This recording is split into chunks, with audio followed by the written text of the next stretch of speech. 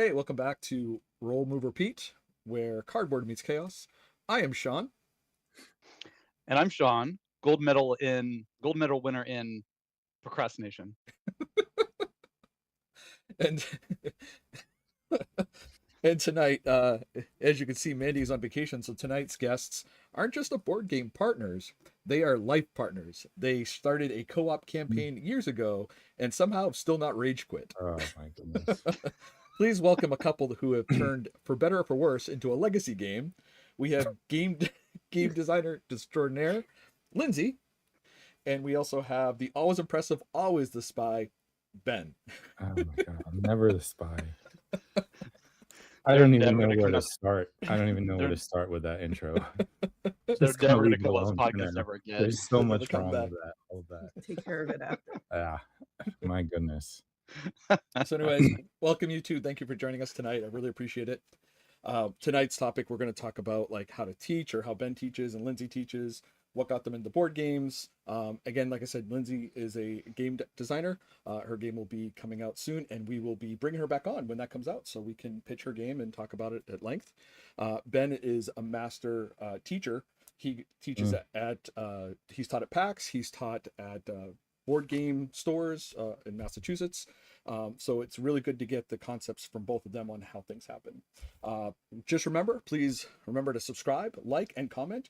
We do like interacting with our RMR friends and family, so please feel free to jump in at any time. Put the comments in, and if you're joining us on the Sunday, on the premiere, this is something new for us, so I really appreciate you coming in and joining us. So again, Ben and Lindsay, welcome. Sure. We're going to have you guys jump right in with us. So we're going to start with our recently played stuff that we've been playing at home. I'm going to start tonight. We're going to talk about River of Gold. This is put out by Keith Piggott, published by Episdoe and Cosmos.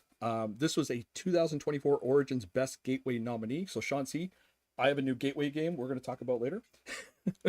I'll take Everdell off and I'll put this one on, okay?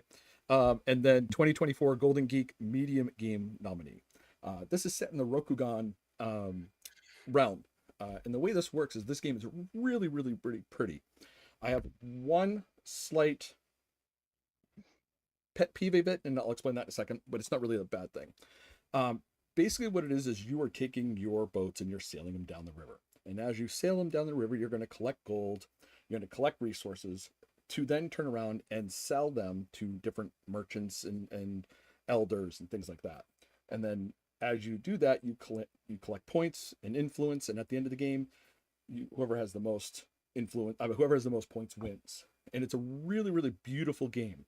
My one drawback is that all the elders, pretty much all the cards that you sell to, all have the same graphics. So all the elders look the same, all the monks look the same, even though a lot of them do something different. So if I sell to one elder, the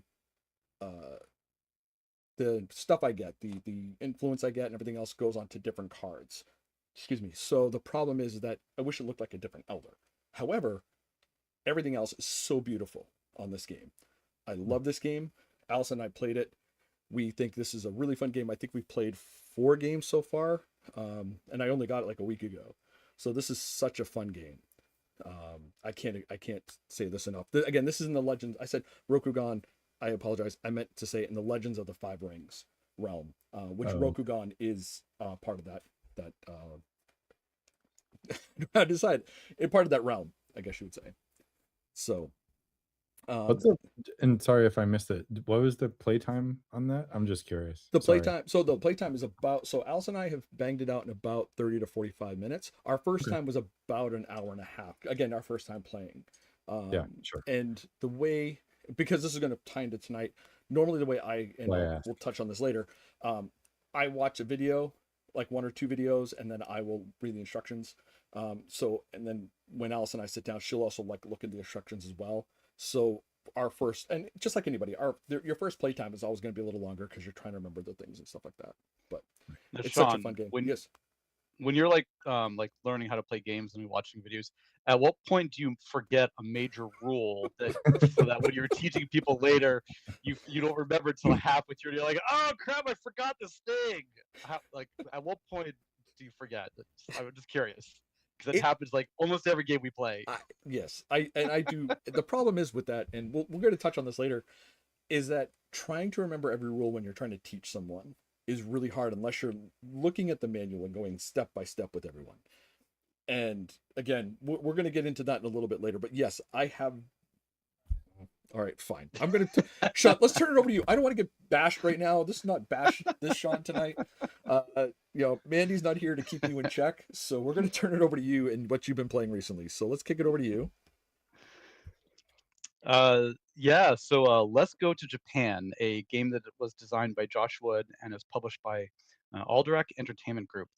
So first, a funny story about this game. My family, we took a trip to Japan last spring, and the flights were booked, hotels arranged. We'd already had several activities planned, but before we went to Japan, we actually went to PAX East, and my wife stumbled upon this game. She's like, "Oh my gosh, there's a board game about planning a trip to Japan, and we're going to Japan!" So we had to buy it right away. I even at PAX Unplugged, I got to meet the designer of the game, and I told him that his game gave us some great suggestions of things to do. So Let's Go to Japan. It's a drafting game, but unlike other games like Sushi Go that are also kind of drafting games, this is kind of not your traditional like pick one card from a bunch of cards and then pass all the rest. The drafting changes each round. Sometimes you're picking just one card from two. Sometimes you're drawing four and passing two, or maybe you're choosing from the cards that are passed to you. Ultimately, you're playing cards on the days of your week in Japan. You're going to be there for a whole week, and you're placing these cards down on each day of activities and places you want to go, and you're trying to work out to try to get the most points for each day. So I recently played with Christina, and we both really like it. There's a lot of strategy in placing your cards for each day and trying to anticipate what you're going to work towards later. Oftentimes, you may put a card down. You're like, oh, this is it's got great bonuses, and then later on, you get a card like, oh, this is even better, and I can put it on top of it and use this one instead. I do feel so. It was just the two of us playing. I do kind of feel like this is probably a game that's better with 3 or 4 players, because it kind of felt like we were just passing the same cards back and forth until eventually one of us would take them. But the theme is really fun. It's even more so because I now recognize some locations and some of the activities on the card. But it kind of like looking at Japan and and kind of figuring what things to do, and it really kind of, as you're playing it, it really gives you that feeling that you get when you can't fit everything into a vacation that you want to do. So Let's Go Japan. We had a blast playing it. We're excited to play it again. Sean, I think you would really enjoy this game a lot.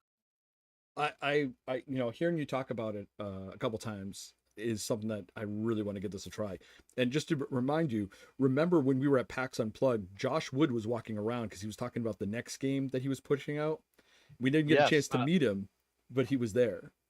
Yeah, I think it's Let's Go to Paris. I think it's going to be the next one in the series. Yep. So it might be out now. I think I can't remember if he had a copy there, but I think he said it wasn't in production yet. But it was, you could look at it, and he had it kind of mostly finished. Yeah, but I've heard you talk about this game, and I really want to play this. This looks really fun. I'm not surprised, because that seems like, and that would be an AEG special, right? Like, I'm not surprised that there would be an immediate sequel. There's so many cities or even areas around that, like, you could easily build it. I knew it was only a matter of time before they'd either do expansions or other parts of the world on that. And then my other thing I want to say, Lento, is how many points did your family score with your itinerary when you went to Japan? I wasn't prepared for this question. By the way, yeah, I was going to say. So if you haven't played the game, that's kind of a late joke, because obviously it's a point salad type game, and anyway, it's lame board game joke. Sorry. Sorry, I'm going to lose you subscribers. I apologize. I think so. Christina won. I think she was like 120 something, maybe. No, your actual trip. He's talking about your actual trip. Serious. Oh my gosh. That was the joke. Never mind. See, now I get to bash you for a second. Now I get to bash you for a second. I'm actually watching subscribers tick off on my phone here. Perfect. Yeah, great, good. Aren't you glad you had me on? Let's Go to France isn't out yet. I just looked it up. It's coming out this year. But they have a 5th player expansion you can add to this to Let's Go to Japan. Yeah. Oh, interesting. I'm just looking into So- that. I think Yeah. wasn't it on Kickstarter or something and it came with that? Anyway, Yeah, I believe that's what it was. I was trying to look it up while you guys. I were talking. may or may not be talking about this later. We'll see. Ooh, we'll see what happens. Spoilers. Spoiler alert. All right, Lindsay, Foreshadowing. let's kick it over to you. Lindsay, what you've been playing recently? It looks like what's a SETI? Oh yeah. So Ooh. I finally played SETI. I've been wanting to play SETI since it came out. Mhm. I think we were at PAX. Is it PAX Unplugged where we were, and didn't get a chance to get A in few there to years play it a ago, couple years yeah. ago. Whenever. But finally did. So SETI, kind of follow the script here. Designed by, let's see, I have this, Tomasz Ulier, and put out by Czech Games Edition, CGE. And it is a very, very clever engine builder, which is my favorite kind of game. Mhm. And I really, really enjoyed this when we played it. You were a scientist and you're operating different like technologies and telescopes looking for extraterrestrial life. And what I really liked, there are a couple things I liked about it, and not just that I won. I was But, wondering where you were gonna slip that in. 'Cause, oh, it's my first game and I It's my won. first, winning the first time I played. Yeah, It's shocker. very, very typically me, Mhm. and Humble brag. humble always. And there's a lot of engine building. It's sci-fi, space themed. It's like my favorite thing. How dare you? There's a Aliens lot are of real. different. But throughout the game, so you're looking for evidence of extraterrestrial life, and there's this like big reveal like partway through the game when you get enough, evidence, and it reveals two different aliens in the game, and then the game kind of changes a little bit, so you get an extra bit of like mechanics and things change a bit. And there's all kinds of things. It's a point salad game. There's like Mhm. card drafting, engine building, kind of a little bit of like resource management going on. And I really liked like the round mechanics. So you play over 5 rounds, but there's different like triggers throughout the game where like the solar system moves. So you kind of have to plan what you're going to do ahead of time, but you kind of have to have a backup plan too, which is was really fun because as like different things would trigger, like the solar system would move and you'd have to like scan a different area with your telescope because Earth and Venus might not be aligned the right way, so you kind of have to think ahead and have different like backups of what you're going to do. But I thought it was like very, very thematic, and that I always love when the mechanics and theme kind of go together in a game. So yeah, I'm glad I finally got to play it, and And you yeah, won. and I won, so bonus. I've Can never. you tell from that analysis that she's a board game designer too? Yeah, you did a much better job talking about this game than I did.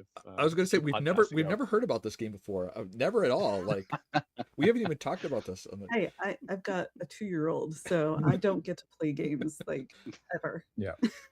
Yeah. Or I get to play like a Or- round or two, and then Right. Or we get like more kids games, which I do play a lot of kids games. is not a bad thing. I appreciate that my kids Mhm. enjoy playing board games as well. But obviously they're not quite ready for something like SETI on the table. Though they were watching us play, which Yeah, was they were very, watching, which was very and it cute. did- And they wanted to know who won, and they were very proud of mommy for Mhm. winning. So Good job, Mom. Oh, I'll say another thing I like about the game is that you need like a 6-foot-long table to be able to play it. Oh yeah, True. it definitely takes over the dominance table. The That is very entire true. table. Yeah. It seems more and more games that are coming out require bigger tables. It's like you're just gonna have to have like one of those medieval tables just to play a game that you're gonna have to walk around just to Yeah. move your pieces and stuff. And the But- box wasn't like overly large. It was like No. it was a little, a fairly normal size box, but Yeah. a big game came out of Well, it. that's so- because CG doesn't give you like any packaging materials. They're just Yeah. here's a box filled with stuff. Figure it out. Yeah, Box- Yeah. Did the bags come kinda- with it at least? Yeah. No. This is a fun game.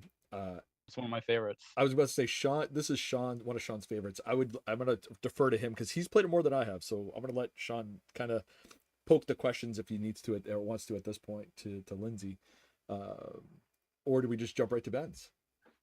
I think we can probably just jump to Right. Ben's. We'll jump to Ben. All right, Ben. Looking Yeah. forward to talking to the main topic. So. We'll jump to Ben. Ben, you've been playing Emberheart. I've never even heard of this. What's this game? Yeah. So Emberheart coincidentally was the last game that I taught at my local game store. So I don't think this is like an advertising podcast, so I won't plug them. They could. haven't paid me. But They're a game store. They don't have any they money to pay you. it's true. That's true. They pay me in store credit, which is true. So it was the latest one that I was at. So I've been teaching there since what, 2017, 2018, something like that. About that. But Emberheart was the latest one. I'll talk about more of that later. But so this is a game published by Mindclash Games. Rob Fisher and Adam Porter are the designers.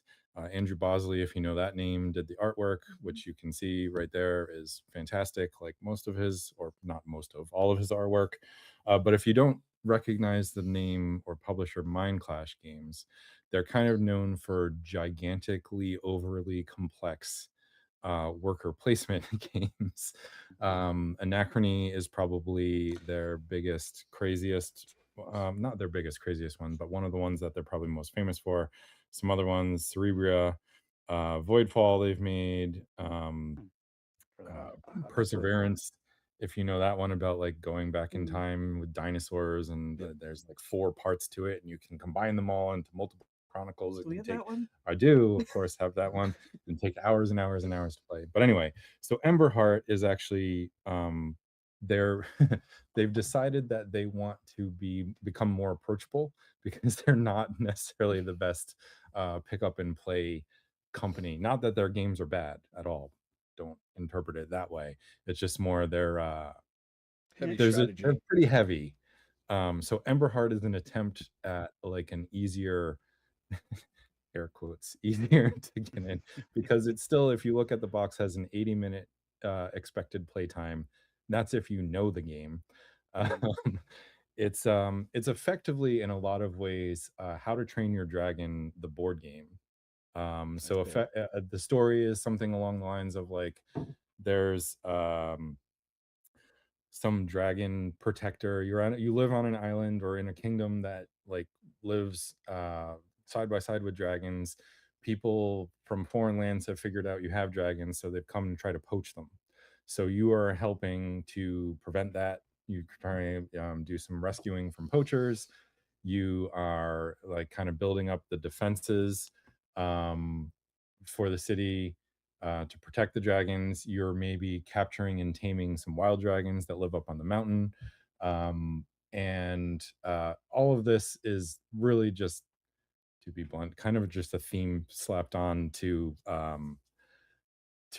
worker placement, like auction bill. It's almost like auction worker placement, Okay. which was actually kind of cool. But the theme really works. And I don't say that it was slapped on in a derogatory way. It's more of just, it could have been any theme, but what they went with the dragons and walking side by side with them, and that I think worked really well.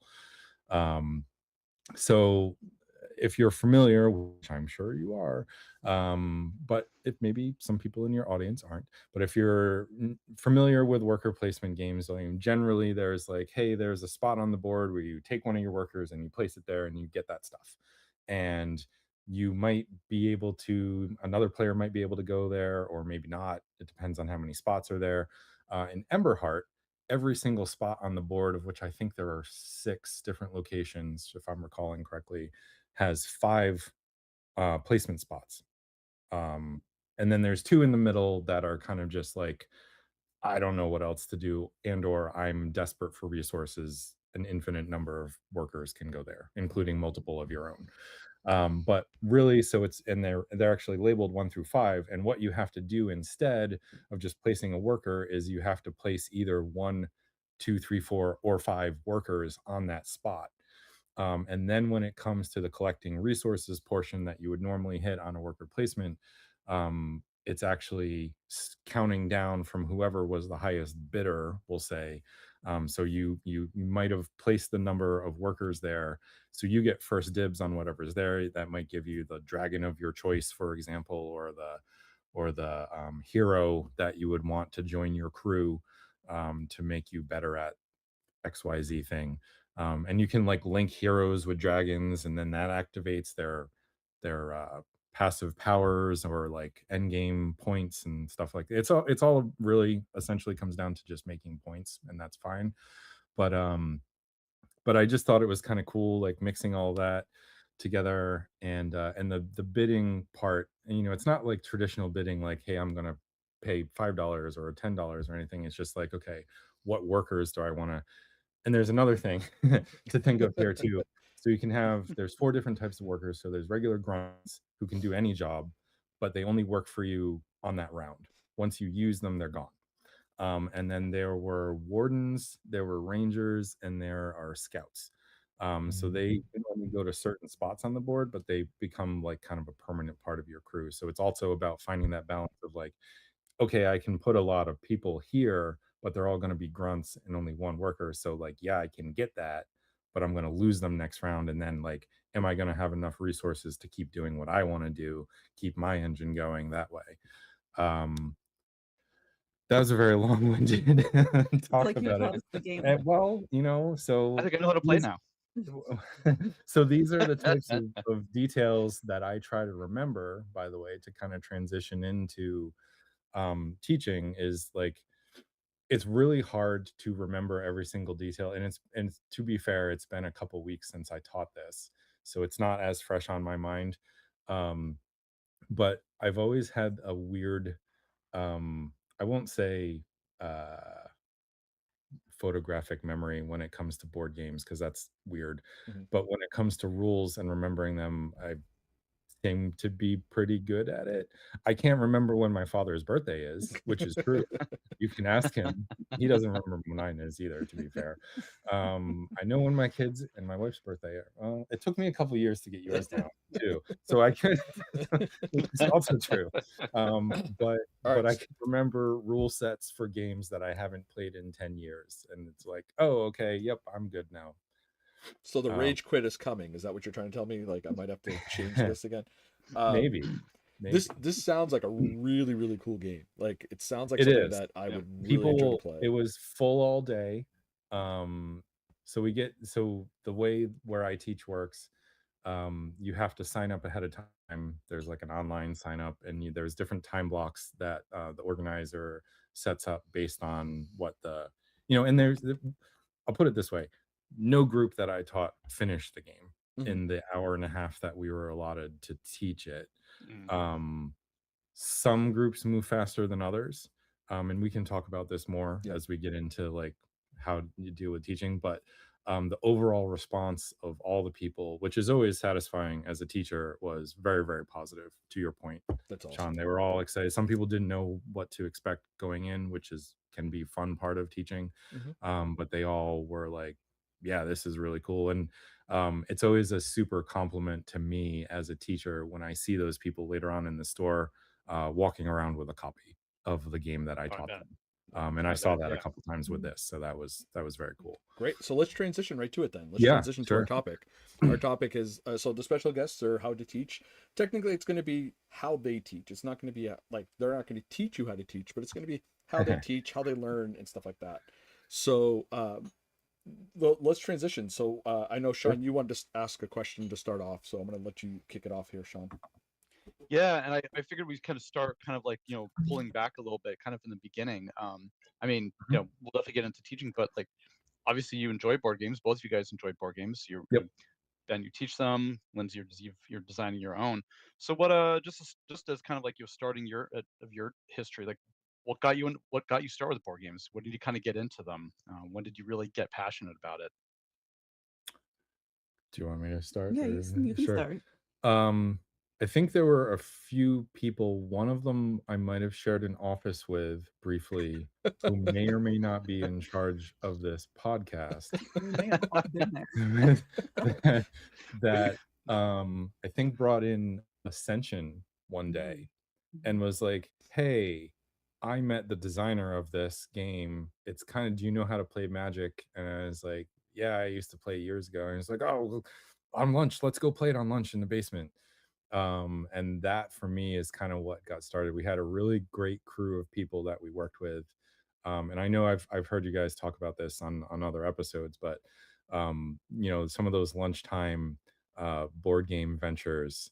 You know, I remember, what was it, Escape from Alcatraz? Yeah. Like the four of us screaming at each other, Oh yeah, stabbing each other in the back, trying to escape. that is a rough game because That one was person's getting brutal. screwed. That is a brutal game. Brutal game. That's But the one yeah, that almost got me out of board gaming. yes, Yeah. that you I were was like, just like, I'm nope, never co-op only. playing this ever again. Yeah, because between me, Sean, and Jeff, Mhm. like, you just got stabbed in the back so many Yep. times. Not one of my There's- strengths. If you don't know There's that not- game, it's There's not one winner. There's one loser. Yeah. yes, pretty much. Yes, exactly. Yeah, if you don't know that game, it's all about making shady deals and breaking them as you're all trying to work together to escape. But someone or someones, I forget how many people One actually, person gets stuck behind. one person gets left behind, and that Yep. happened to be Lindsay here. I even cried, and it I didn't think you work. did cry. Yeah. Didn't help. So watching my future wife cry was a big draw for me. And Still left me. I'm kidding. No, but playing Ascension with you, Sean, and then I think we transitioned to, I think you brought in Legendary, Yep. the very first one, Yep. and we're like, oh, this is a co-op, and like us and I think Mark joined us, and Yep. we played that for a while. And then it just kind of started growing from there because we all started kind of doing our own thing. I found an original copy of Pandemic, the Mhm. one that you can't even find anymore, which I still have. I'm keeping that one forever because good luck ever getting rid of it. With the different box art and like the big chunky wooden meeples. So that was, I think, was that my first board game purchase? It might I have think been. so. Yeah. Yeah. Nice. So that was it for me. I don't know. Yours is I wanna- probably similar, but I don't want to speak for I want to you. jump in really quick before Yeah, sure, before sure. Lindsay says. The one thing I remember when we first started getting into board games as well is having you, Lindsay, and you and Sean come over, and you taught us because I had the game in my office, was Descent, Oh, the yeah. second edition, and Yep. I remember like you were looking at it and reading the instructions. So then you came over with Lindsay, and Sean came over, and I think we had Jeff there too, and Yep. we were playing Descent on my table, and you were teaching that to us.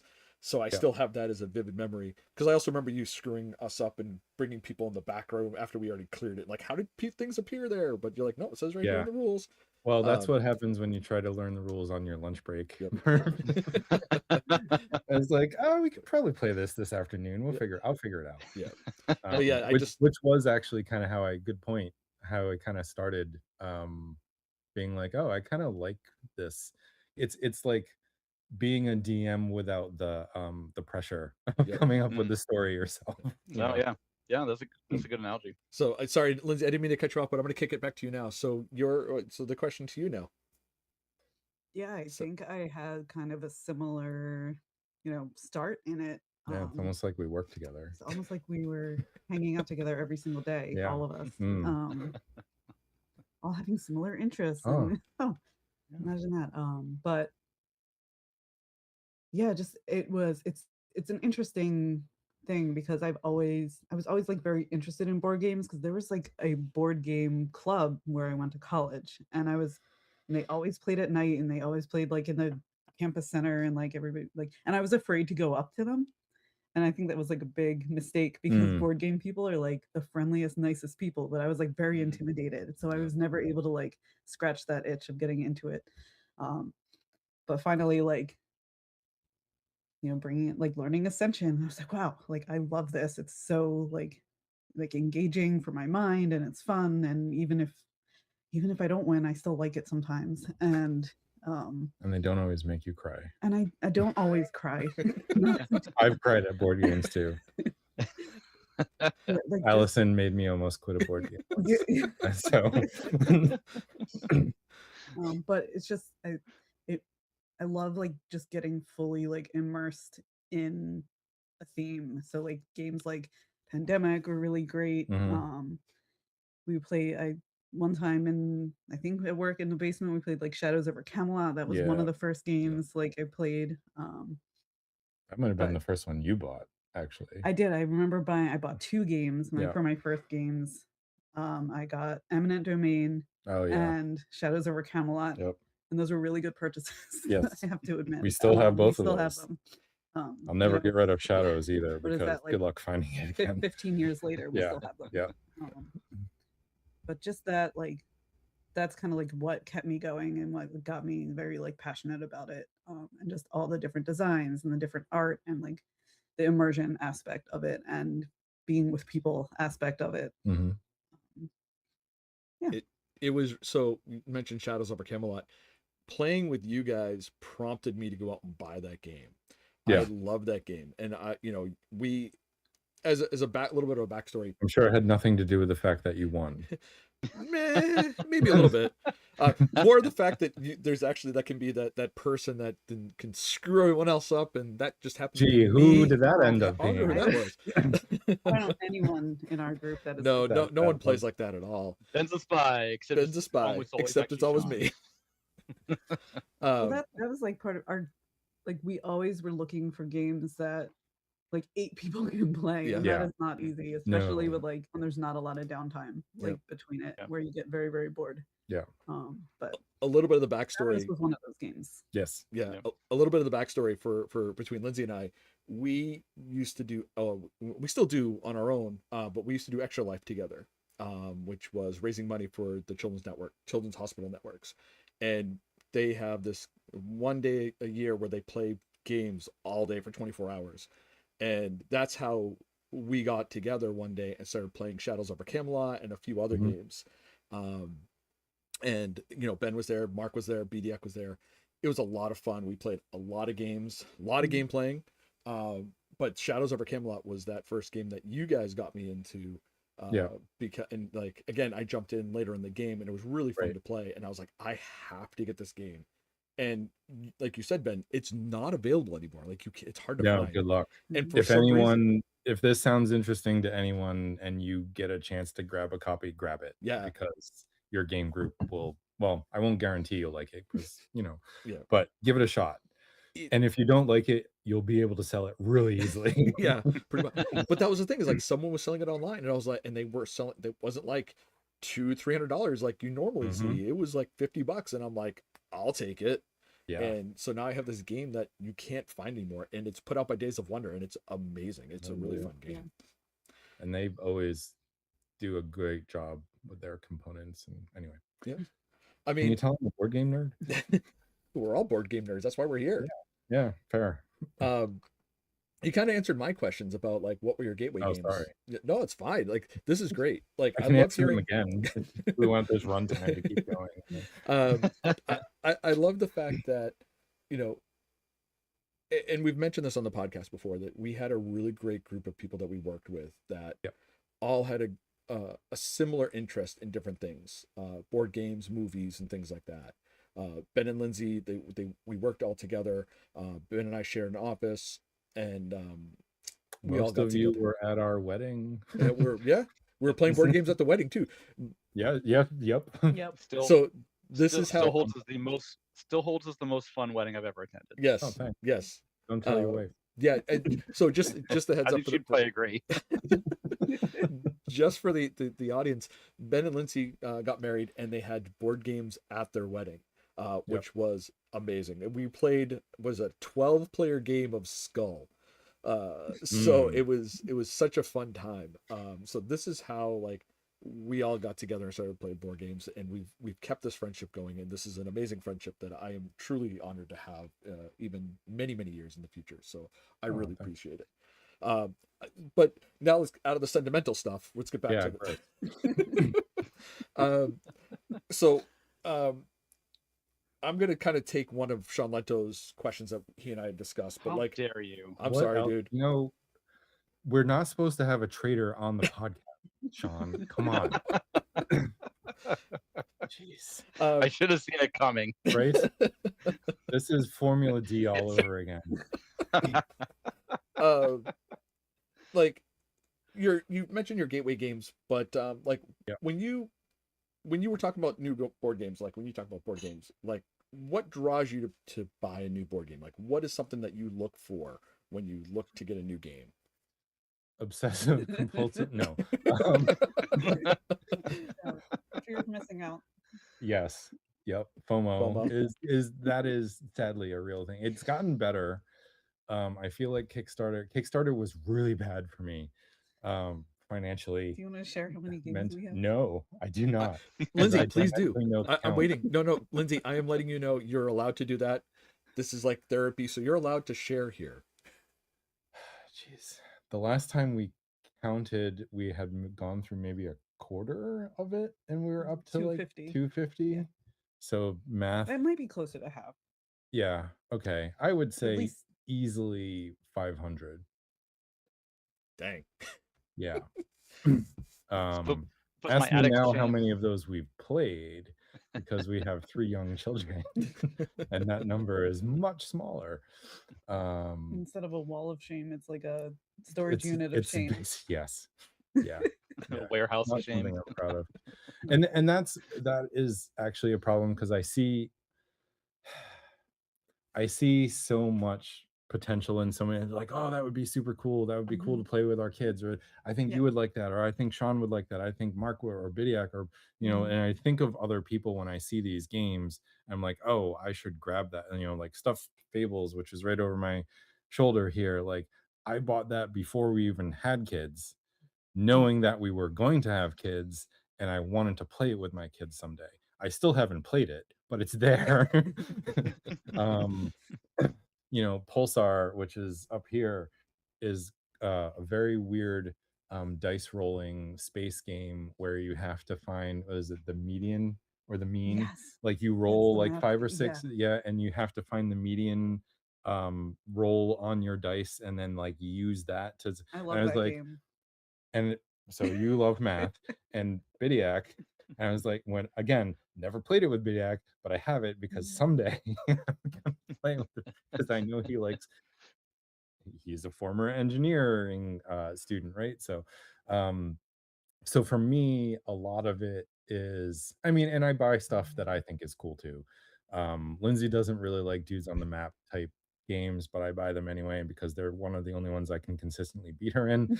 And I like the way the figures look, because I am a 12-year-old boy. For me, it's stuff that I like, but also a lot of stuff that I could potentially see as being fun to play with, whomever I'm thinking of when I'm like, oh, that would be really cool.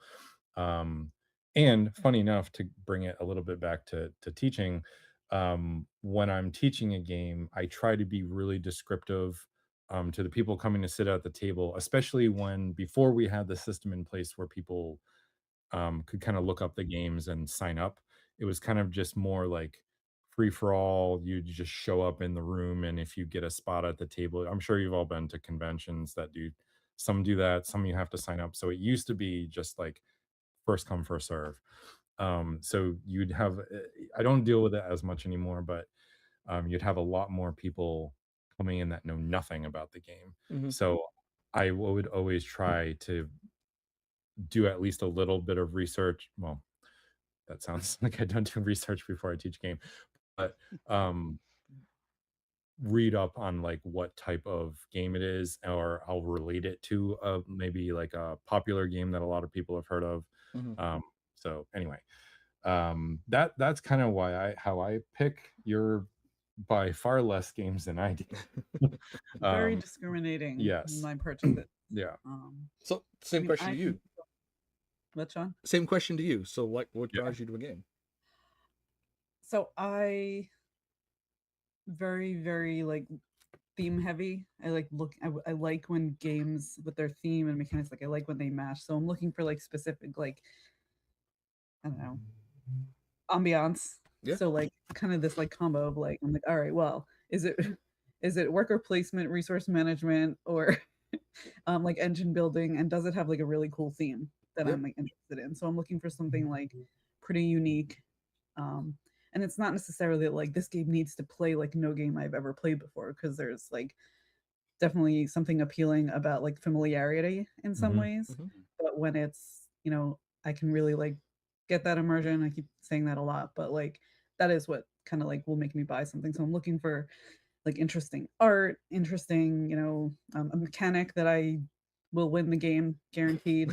And that and it's not, it's not always a Or win co-op. either. Or co-op. It's the only way I can win when I'm playing this. We used to call it Lindsay's luck. Lindsay Yeah. luck. Yeah. I have the shirt that I got at PAX like many, many years Yep. ago that says this is a co-op game, but I'm winning. Yep. So That's pretty accurate. I love it. That's awesome. I need to find that shirt. that's kind of what I'm looking for. And it's You- not like $300.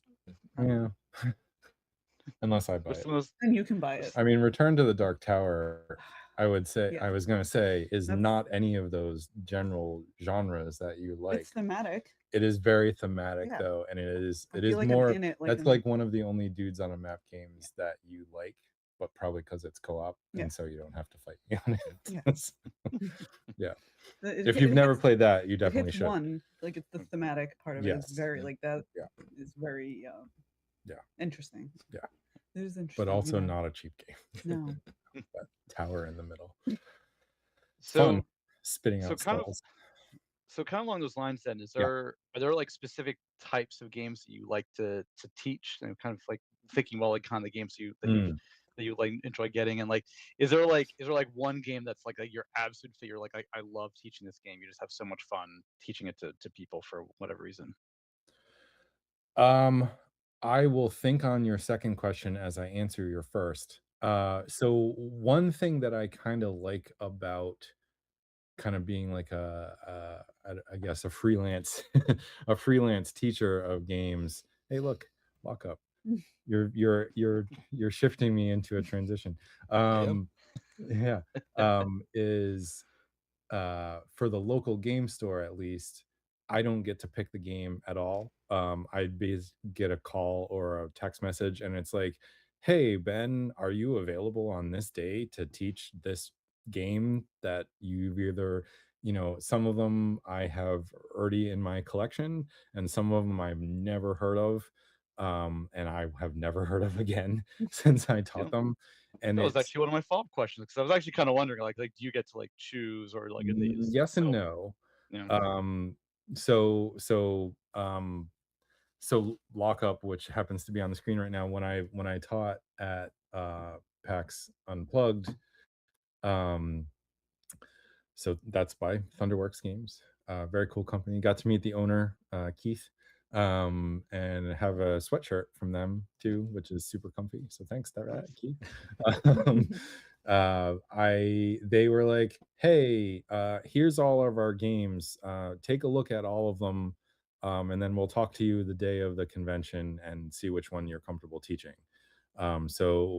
Lockup was their latest one that had come out. It is kind of a worker placement game, about, I think, surviving or breaking out of a prison, something like that. It's based in the Role Player universe, if you're familiar with those games. It's that was an interesting experience, because I showed up to the booth the day of, and they're like, "Oh, hey, thanks so much for coming, for volunteering. Which game do you want to teach?" And I was like, I guess Lockup. Like, isn't that the one that you guys are trying to push? They're like, "Oh yeah, that's great, sure." And they brought me over to the table. And so that was pretty interesting experience. I hope I did a good job teaching. But it was interesting going, because I generally like to be a little more prepared than than that experience, and that's no dig on them. So please don't take it that way. But that was I kind of got to choose my game there. And I would say worker placement is probably one of the, I'm going to put this in air quotes too, easiest to teach, because the core mechanic is usually pretty much the same. That makes a lot of sense. Sorry, go ahead. I just said that makes a lot of sense. Yeah. So like, when I was asked to do like the Fox experiment, Emberheart, which I was just talking about in the intro, right? And Lockup and Tipperary was kind of like a polyomino, but also a worker placement. You know, those are like those games where you see, hey, look at that. There's lots of sheep in that game. People love the sheep, and my daughters love the sheeples that were in there. But it's yeah, there's I'm clever. Something like that, and then every once in a while there'll be something that just like completely throws you from a loop, but turns out to be awesome. Like I've had to teach dexterity games before. I've had to teach like little tiny games that take 5 minutes to play. um I've had to teach games that I knew were horrible, but I can't act like that because my job is in a way kind of a salesperson-y type thing, right? You know, if someone asks me my opinion of the game, I will give it sometimes in a diplomatic fashion, but I'm not going to pretend that I love something when I didn't. But I'm also not going to bash it because, you know, Yeah. I know how much work it takes to build a game and design it for the ground up, you know, so I'm not going to, you know, bash anyone's art, I guess. They're And hard work. Sorry? They're hard work. You're not Yeah, gonna bash their hard work. exactly. You know, it might not be for me, but it could be for a Mhm. lot of people. Like there's been a number of games that I've taught that, you know, because Lindsay gets to learn them all along with me. She, um, where we've been like, ugh, like this, we bounced off this hard. Like I don't think anyone's gonna like this thing, and then it turns out to be super popular. I remember. I And know which one you're talking about. and they sell. I'm not gonna say I know. any I won't names, say it. but and like it's just gone. Like Yep. everyone who played it went and bought a copy in the store, and I'm like, oh, okay, what do I know? You know, so everyone's opinion is different. I think Yeah. that's what makes the board game world so great, is because there's such a diverse amount of games for a really diverse amount of people that are interested in it. You Well know, said. to Yeah. be Yeah. cliche, like there's a board game out there for everyone, even if you're like, like, no, I'll find something. I can find something that you'll like playing, I guarantee it. So I don't know if that really answered your question. It was very long-winded. Yeah. Yeah, for the most No, part. But that's I great. mean, Lindsay, I want to hear from you now. Like, what games do you like? The same question to you, like what Sean was asking, like the games you like to teach, the games like you love to teach, stuff like that. Yeah, I mean, I haven't taught being married to a board game teacher. I haven't taught she's kind of nearly. pretty lazy. I'm pretty lazy. I love having Ben teach me games. I think it's the best thing ever because I can go through and he can be like, all right, here's 3 games that we want to play, and I'm going to learn one of them. Which one do you want me to learn? That's awesome. And she'll But, pick the theme heavy one usually. yeah. The Lindsay Or I'll Luck give ones. like a quick like, okay, this one is worker placement, this one is tile laying, and this one is, you know, whatever. So Yeah. She'll always choose the Lindsay Luck one. yeah. Yes. But like my experience, and I did get to teach at the board game store one time. I'm like their backup teacher. They'll like call Not me entirely when. accurate.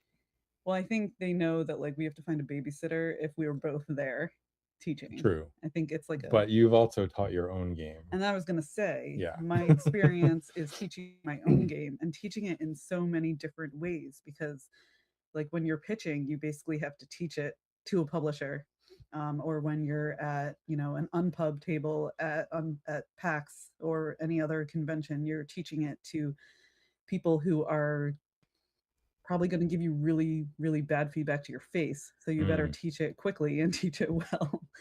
So you'll have, you know, different, and that I was actually going to ask you too. You know, I have to teach my game. Like sometimes if you're in a speed dating situation, like you're pitching to like 5 different publishers in an hour or something like that. So you've got 5 minutes to teach them a game and have to be able to play around with them. So you have to be able to really explain how a turn works really quickly. So there's all these different like elements to like ways to teach a game and different like experiences that are going to come from it, because if you don't teach it pretty well, it might not come off well to a publisher and they might be like, well, this is junk. Yeah. Thanks for your time. Thanks for your time.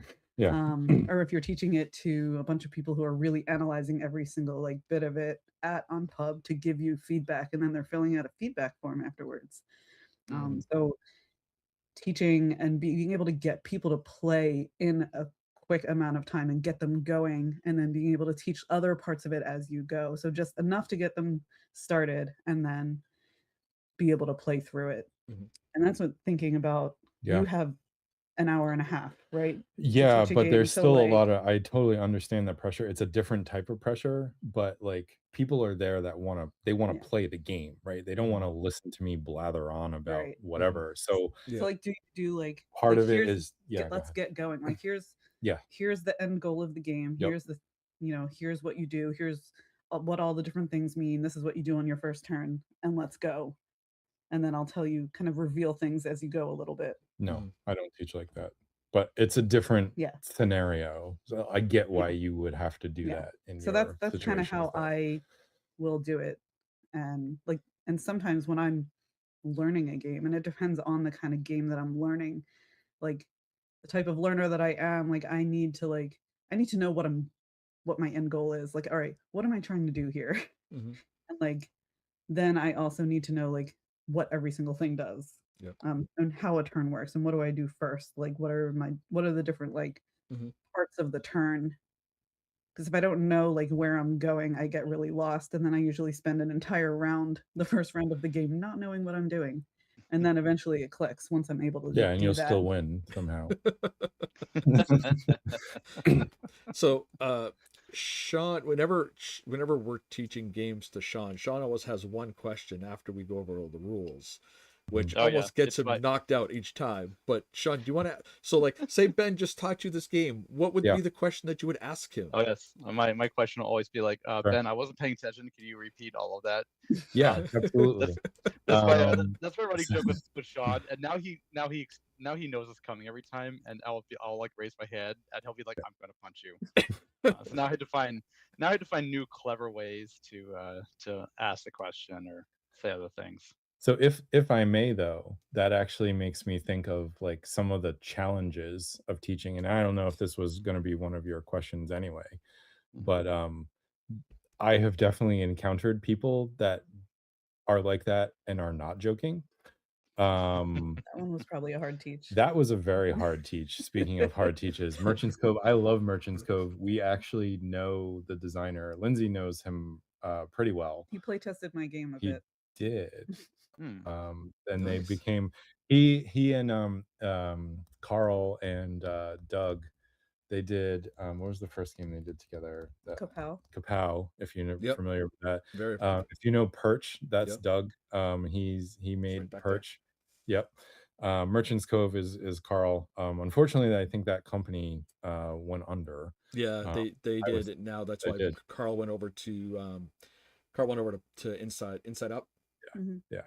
But anyway, what's cool about Merchants Cove, for example, is there's, it's, there are games that say like I'm asymmetrical, right? And it's just like, oh, you have a power that does this thing, but the core mechanic of the game is the same for every player, right? Minus that one like asymmetrical thing. Yep. In Merchants Cove, there is a core mechanic there, but each one of the vendors is completely different. So that was really challenging because I forget if I had an hour and a half on that one. And like talking about like trying to condense the rules, right? So not only do you have to teach the core of like, hey, this is the point, right? There's going to be people, meeples on ships coming into port. We're not going to know who those are until that happens. You're going to see them coming. You're going to have a turn to react to that. And then like it's your job to sell the most of your, tchotchkes, whatever it is that vendor happens to be selling. But each one of the players plays completely different, right? Like, so there's a pirate that you need to navigate out to collect treasure, and then there's like an alchemist and you're concocting potions, and then their board is like a miniature what was that marble like potion game? Potion Explosion. Yeah, it's like Oh, a yeah, miniature yeah. version Was of one, Potion yeah. Explosion, Love that game. and then there's like a blacksmith, and there's like, so there's all these like mini games inside that game. And so I had to like teach the core and then like go to each person individually and teach them how to play how to play their part of the game. And then so and but you're trying to do that really fast because you don't want the other three people on the at the table to get bored and or forget what they're, so Yeah. it's a really there's some really challenging times. So Merchants Cove is challenging in that way. It can be challenging. Let's Go to Japan was The one scoring that's or like the end game. yeah, Yeah. because this one was partially on me, but that this it's not the most complex game, but it's also not super light. And you have to pay attention and you really have to think about, how you're laying out your itinerary in order to maximize your points at the end of the game, blah, blah, blah, blah, blah. So that's a game where you had to like teach, if I'm recalling correctly, you have to teach the score, like how scoring works like really early. So Yeah. people know what the heck they're doing. Yeah. Like some games, like a point salad game is just like, you're going to get points. Don't worry about that. Just do stuff that looks cool to you. And you'll be fine. But there are some games, Let's Go to Japan is one of them. There's another, I can't remember the name of it, but it's a game where you play the game backwards. Because it's really weird. It's almost like a tile laying tableau building. It's same thing, like you're almost building an itinerary, but you have to build it backwards. So you have to think, so you score in reverse of how the tiles were laid, which sounds easy, but it's not. You have to think like, okay, if I'm putting this down now, what is tile number, by the 8th round or whatever. I wish I could remember the name, but it'll come to me. We can talk about it, in my addendum podcast or something like that. You're gonna need your own, I think. Yeah, I think so. I know. But Let's Go to Japan. Someone, and I didn't catch this until like almost the very end of the game, unfortunately. They were very subtly rearranging their cards. I don't know if they misheard a rule or something, but they were focused on maximizing their points, and they were basically, how I think it's like there's colors that you can match up of type of theme or something. It's been a little while since I played, so apologies if I'm getting any of this wrong. Feel free to jump in and correct my terminology here. But they basically had rearranged their itinerary to have like everything matching across every single day. And I saw them like pick a card, like it, and be like, "Oh, cool," and put it down and pick up another card and move it. And I was like, and I said it much more politely than this, but I was like, "What are you doing?" And they're like, "Oh, am I not supposed to do that?" And I'm like, "You kind of just broke the game for everybody." And then like everyone else at the table was like, "What happened?"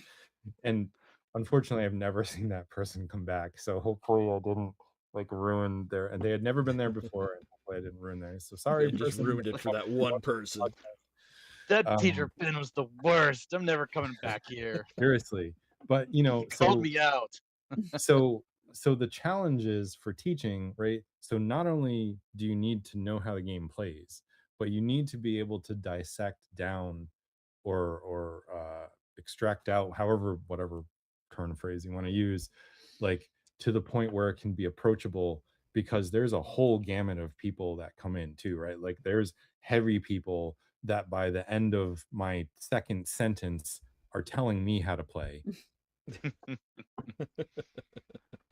I can have a whole nother podcast about stuff like that, but those people are fun. And then you can have people that are just like, "What? I've never played a game before. What? Teach me how to play Let's Go to And they can Japan," be or at the some, same table and they will together. be at the same. And I've had that happen, and so you have to be able to take the instructions, sometimes complex, sometimes not, but translate them out to people that have all different types of abilities. They are different learning styles, different life experiences. Sometimes there's actual like physical issues that people might have, like a disability or something like that. And not all games are kind to colorblind people. Colorblind. Yeah. There's a Oh, family yeah. that comes every time where the father slash husband is colorblind. And so I know this because I know them well enough now, but every single time I'm always like, "Hey, I don't know if you can like, can you like, we know each other well enough. I wouldn't talk like this to a stranger, but I can say like, hey, can you actually see the colors? Mhm. Or do you need help like translating? So there's all these things that you also have to think about, because you never know who's going to show up on your table. Like, it's different than us teaching in our friend group, right? Because these are open to anybody, whether it's at a convention or a local game store or whatever. So anyone can come in. There are people that come in that just want, because they do a raffle, right? They just want the free game, but they still sit down at the table, and you have to repeat yourself and repeat yourself and repeat yourself, because it just doesn't click for them.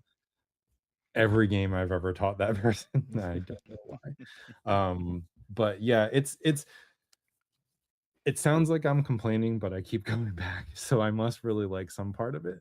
And I guess it's some of the stuff I already talked about. Like when I do see it click for people, or when I see people, teasing their significant other, or even like strangers across the table, and they're like, oh, about stuff, that it's just so satisfying. And then like the extra, cherry on top is seeing them walk out That's of the awesome. store with the game that you taught, because they're like, oh, I had such a great, or they'll come back to me and tell, or the next month or something, and be like, oh, I remember you taught me like this game, that's one of my favorite games, and that was such a great, and so it's those little highs, that it's why I torture myself continuing to work in IT, and then why I keep coming back and teaching board games. That's So awesome. that's That is been great. my experience. I don't know if you want to talk about, I know we're probably, We're just about time, but we got a little bit of time left. I was so gonna ahead. say, We can go to another question. oh, you sure? I don't know if you want to talk about your experience and like people. Well, you kind of talked about on pub Actually, already. this is pretty much the last Yeah. question. So go ahead. Yeah, and- sure. Yeah, so go ahead, Lindsay. Like, what are the difficulties that you see, like with games like that? So difficulties from You're teaching? teaching. Yeah. So like, what like the difficulties from teaching and stuff like that? Yeah, I think some of the difficulties that I've seen, it definitely comes from people's different, like where they're coming from, their different Mhm. life experiences. Mhm. Because when so I work in academic technology now, and I do a lot of training as well. So it's kind of, I think about that too, where I'm working with someone or teaching someone a game, teaching someone how to use a software or something like that, and they just like, I have to know like where are you coming from? What's your experience with this? Mhm. And you don't always have that kind of time when you're like compressed for time, like teaching a board game at a Mhm. table. So you kind of have to think about it from like, this person has never seen this before. Right. Maybe they've never played a worker placement game, so you can't say like, Yeah. hey, it's kind of like this other game. Do you know this game? No. So Yeah. it's not always like Yeah. Yeah. the best like comparison. But you also don't want to feel like you're like insulting someone's intelligence as well. So sometimes they'll just nod, and they're nodding, and they're like, yeah, sure, I know exactly what you're talking about, Yeah. and they don't. Yeah.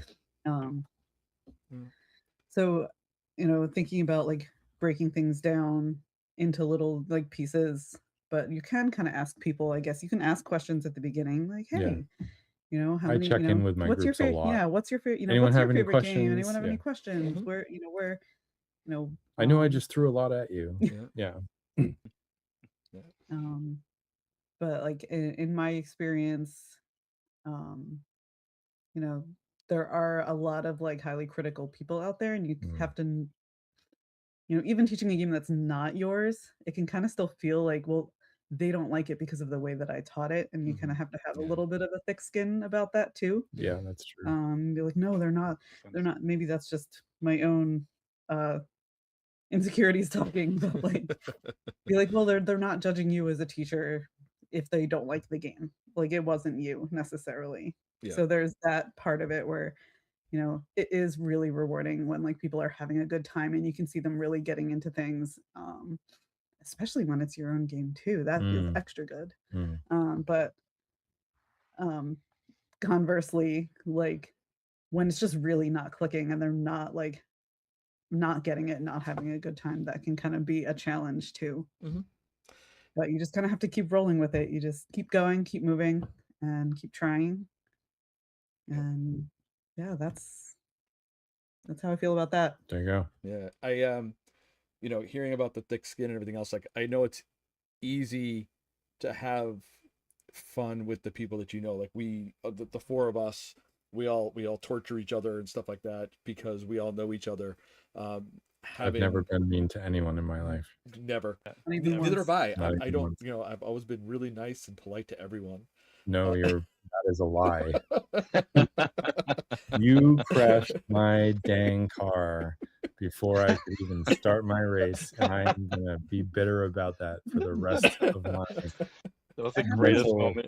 That was like 15 years It ago. doesn't matter. I'm still That was bitter the about it. greatest moment in that game ever. I don't think you can ever top that.